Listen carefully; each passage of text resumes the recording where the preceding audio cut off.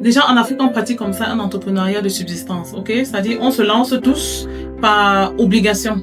On ne se dit pas, j'ai étudié pour devenir entrepreneur. C'est-à-dire, c'est la conjoncture de la vie qui fait que beaucoup se retrouvent comme ça à créer leur propre activité, ok? Déjà, dans notre environnement, on ne parle pas d'entrepreneur, on parle de commerçants. Beaucoup sont commerçants ou commerçantes, ok? Bon, maintenant, le plus gros challenge pour tous ceux qui se lancent, c'est de pouvoir perdurer, ok? Sachant que c'est ces entreprises-là qui nourrissent toutes les familles, ok? On peut compter ceux qui ont un boulot conventionnel quelque part ou bien ceux qui se travaillent pour la fonction publique. Vraiment, la majorité des personnes ont une activité qui font grandir et même les gens qui travaillent dans une structure conventionnelle se débrouillent comme ça à créer une activité en parallèle. Donc aujourd'hui, pour augmenter ses chances de grandir sur ce marché-là, il y a un certain nombre d'activités qu'il faut absolument pouvoir développer. Alors premièrement, l'attitude qui ne doit pas manquer si on décide de devenir entrepreneur, c'est une bonne résilience mentale, ok? Donc pour réussir son challenge de faire grandir son entreprise, il faut avoir une bonne résilience mentale. Ça veut dire quoi? Ça veut dire que dans un environnement comme le nôtre, on a des imprévus qui sont courants. C'est-à-dire que ce soit la diaspora ou un entrepreneur local qui décide d'investir au Cameroun ou en Afrique en général, il doit savoir que les imprévus font partie du quotidien de l'entrepreneur. Encore plus dans nos régions, dans nos pays. Parce que là, les problèmes arrivent tous les jours. On n'a pas le contrôle sur le système qui n'est déjà pas assez stable, ok? En tant qu'entrepreneur, vous allez voir quelqu'un facilement comme ça qui a ouvert un restaurant. Un vendredi soir, on vient vous fermer après un contrôle par manque d'un certain papier. Pourtant, c'est peut-être le week-end que vous faites le plus votre chiffre, ok? Donc, c'est des imprévus comme ça qu'il faut savoir comment est-ce que je rebondis, comment est-ce que je réagis à ça. Parce que ça, c'est très courant. Ça va arriver. Les coupures de lumière incessantes, comment est-ce que je gère si j'ai décidé de me lancer dans un secteur où j'ai quand même finalement besoin de l'énergie pour m'en sortir. Donc voilà, on a parfois le capital qui ne suffit pas. Parce que quand on a fait ses calculs sur le papier ou bien dans son tableau Excel, il y a des détails auxquels on n'a pas pensé. Pour le lancement de plusieurs entreprises chez nous, on a par exemple il faut innover. Notre culture dit que quand tu commences une affaire, il faut faire une petite fête au début pour donner à manger aux gens, ok? Parfois ce budget-là, on n'a pas. Et quand on décide même de faire une fête, on ne peut pas faire de petite fête en Afrique parce que je dois penser à tel, je dois penser à tel. Il ne faut pas que tel apprenne que j'ai inauguré mon affaire. Finalement, on se retrouve avec un grand monde qu'on doit nourrir, parfois dans un budget qu'on n'a pas. Donc ça veut dire qu'on se retrouve comme ça parfois en train de puiser dans des caisses qu'on n'a pas prévues. Donc l'incertitude, les imprévus et l'échec qui est presque toujours là, en train d'attendre à côté. Le comportement des employés, ce sera pas toujours comme on a pensé, surtout, ça c'est surtout pour la diaspora qui vient des étrangers, hein. C'est-à-dire qu'on vient d'un système où on sait qu'on est soi-même bon travailleur, on est dans un système où on travaille normalement, on reçoit son salaire normalement, et qu'on décide de venir créer son entreprise en Afrique, on ne sera pas surpris de voir que les gens viennent au travail en retard. Quand ils viennent, ok, parfois même ils ne viennent même pas, et ils ne signalent pas. Et savoir que quand quelqu'un a deuil, il peut passer une semaine sans venir parce que ici le deuil c'est sacré, c'est important. Donc c'est autant de choses qu'il faut pouvoir programmer dans sa tête, n'est pas se laisser choquer par ça et se dire que bon voilà, il faudra faire avec. Alors le deuxième impact, le deuxième élément comme ça, c'est d'avoir une bonne intelligence relationnelle. Ok, l'intelligence relationnelle, vraiment, c'est la clé qui ouvre toutes les portes. On est dans un environnement qui est très, très, très relationnel. Ok, par exemple, si on voit quelqu'un qui part de la diaspora pour venir investir au Cameroun, en général, c'est dans le secteur de l'agriculture. Hein. Comme ils aiment se lancer dans l'agriculture. J'ai acheté mes hectares dans un village, par exemple, à Bafia là-bas, je décide de venir faire des ananas. Ok, il faut bien qu'ils comprennent que au Cameroun, quand tu décides d'aller dans un village comme ça, se lancer dans ce type de projet, il faut chercher à rencontrer le chef. Ça fait partie de nos cultures, ok? C'est vraiment comprendre qui est-ce que je dois voir et comment est-ce que je dois le voir. Rencontrer le chef déjà premièrement pour parler du projet, lui faire savoir que voilà, on est présent, on a acheté des terres ici, voilà ce qu'on veut faire. Et puis même ajouter une touche d'humilité hein, en présentant au chef qu'on aimerait avoir son conseil. Lui demander qu'est-ce qu'il pense, qu'est-ce qu'il nous recommande de faire. Ça, c'est vraiment, les chefs ici, ils aiment ça. C'est-à-dire, c'est une sorte de reconnaissance de son autorité, ok, de lui dire quels sont les conseils que tu nous donnes. Et en général, on est beaucoup plus gagnant parce que c'est le propriétaire du village, en fait. Il est au courant de tout ce qui se passe, il a l'historique, c'est-à-dire, il va vous raconter des anecdotes qui pourront vous éviter des erreurs vraiment coûteuses, ok. Donc, et ne pas oublier que quand on va avoir un chef chez nous, on va pas les mains vides, ok. Prévoir un coq, prévoir du vin, ça fait partie, c'est-à-dire que c'est des gestes qui ne doivent pas manquer. Ça noue les liens. Et de se dire que quand on voit le chef comme ça, dans nos villages, normalement, le chef, c'est l'une des personnes qui connaît presque tous les élites.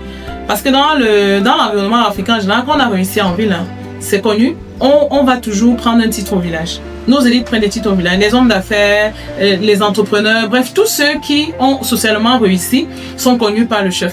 Donc, stratégiquement, en allant donner au chef son respect, en allant lui faire connaître le projet, demander son conseil, on fait créer aussi une bonne relation qui va tôt ou tard aider. Parce qu'il faut dire que quand on va faire les champs, c'est pour revendre plus tard. Et on aura de toutes les façons au moment besoin des bons contacts. Donc, aller voir le chef comme ça nous permet d'avoir déjà la bénédiction locale. Ça permet d'éviter les sabotages des champs. Ok, ça permet même d'avoir du personnel de qualité, ok, parce que le chef peut vous envoyer des jeunes qui vont travailler à travers lui pour avoir une bonne maîtrise sur ces jeunes-là. Donc voilà comme ça des astuces qu'il faut absolument mettre en place pour augmenter ses chances qu'on décide d'entreprendre. Il y a également comme ça avoir une bonne créativité, avoir une créativité concrète. Ok, ça veut dire quoi? Ça veut dire une jeune dame par exemple qui a sa boutique de sacs quelque part, elle vend des sacs à main. Ok, du jour au lendemain on la casse, bien elle est chassée de cet endroit parce que peut-être finalement la route va passer, parce que finalement c'était le terrain de quelqu'un. Ça arrive très fréquemment dans notre environnement.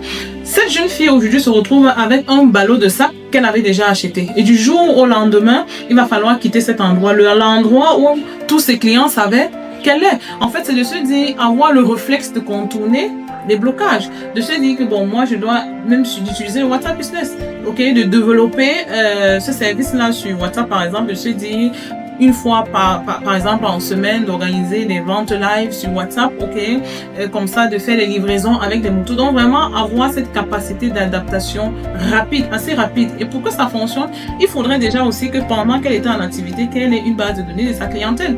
Okay? D'où la nécessité de vraiment prendre toujours les contacts, d'entretenir la base de données et se dire, être la première à annoncer à ses clients, ok, de leur écrire et dire, voilà, je ne suis plus là où vous connaissez, mais je reste disponible pour vous servir. Ça, c'est une grande marque d'humilité. Ne pas avoir honte, se dire que non, machin, non, au contraire. Parler soi-même de ce qui arrive, ne pas laisser que ce soit les on-dit qui fait que ça arrive dans la bouche des clients, ok. Quand le client reçoit l'appel que vraiment je ne suis plus là-bas, non seulement il y a la pitié qui naît, c'est-à-dire vraiment il y a la compassion. Les gens vont rester par compassion aussi. Donc voilà comme ça aussi un atout qu'il faut absolument avoir. Et un dernier atout qu'il faut avoir vraiment, c'est d'avoir une bonne discipline opérationnelle, ok. Aujourd'hui au Cameroun, vraiment, on va prendre l'exemple de quelqu'un, un jeune qui a je sais pas, on va appeler ça un atelier ou bien une boutique, il propose des impressions, ok, dans un quartier. Vraiment, si quelqu'un vient passer la commande des flyers et qu'il a promis qu'il va livrer les flyers mardi à 10h, il devrait se débrouiller pour que mardi à 10h, les flyers soient livrés. Ok, parce qu'aujourd'hui, c'est très courant de voir des gens à qui on confie des travaux. Quand vous allez revenir, on va vous dire, par exemple, on avait coupé la lumière, mes machines étaient en panne, j'avais manqué de ceci. En réalité, le client n'a pas besoin de ça. Ok, et c'est ça en fait, avoir une certaine discipline opérationnelle. S'il y a un coupé de lumière, débrouille-toi à résoudre le travail du client. Ok, s'il y a une panne de ceci, il vaut mieux aller faire des impressions sur la concurrence.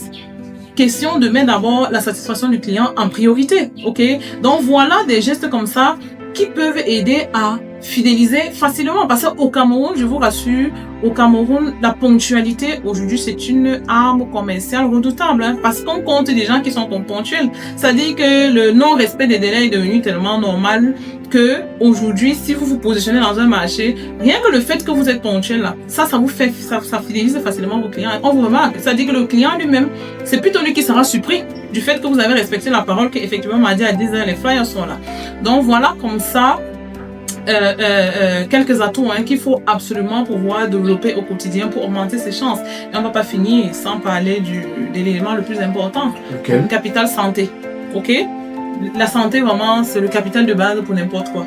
On peut vous donner tout le capital du monde pour gérer votre activité. Si vous n'êtes pas en santé, ça ne marche pas. Ok, donc il est important aujourd'hui que les entrepreneurs africains comprennent que la santé, prendre soin de sa santé physique et mentale, c'est incontournable, c'est non négociable en fait, ok? Parce que on est dans un système où à tout moment ton activité est exposée à être détournée. À tout moment, il faut prendre des décisions et il faut être là.